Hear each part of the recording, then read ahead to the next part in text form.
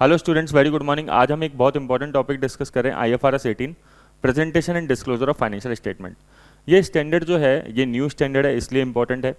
और इसने जो P&L का फॉर्मेट है उसको चेंज किया है। सबसे पहले तो इसने P&L का नाम चेंज कर दिया।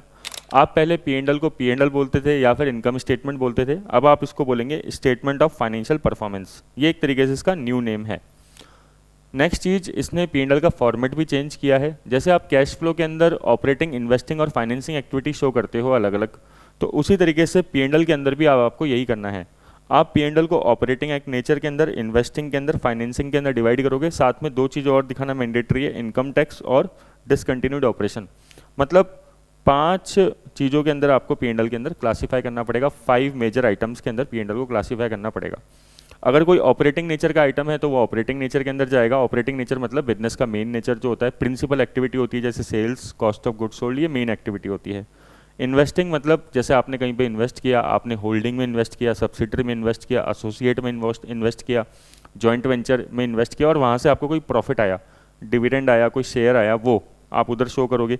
फाइनेंसिंग मतलब आपने कोई लोन लिया, उसका इंटरेस्ट है, उसका ब्याज का खर्चा है, वो आप सारा का सारा एक्सपेंडिचर आप फाइनेंसिंग एक्टिविटी में दिखाओगे।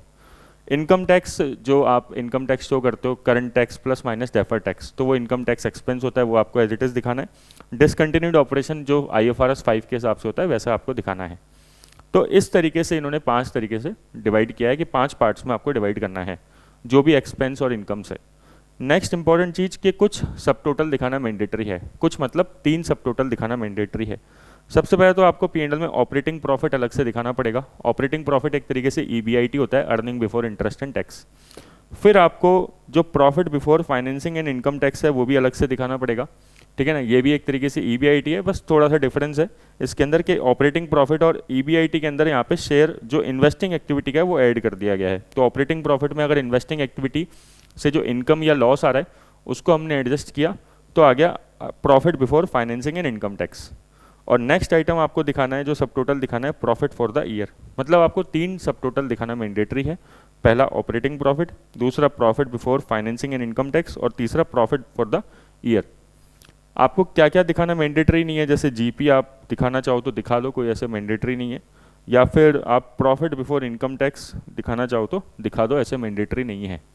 साथ में ये जो नया स्टैंडर्ड है IFRS 18, ये पुराने स्टैंडर्ड IAS 1 को रिप्लेस करेगा, है ना। मतलब IAS 1 जो है, इंटरनेशनल अकाउंटिंग स्टैंडर्ड 1, वो अप्लाई नहीं होगा और IFRS 18 जो है वो फ्रेश स्टैंडर्ड वो अप्लाई होगा।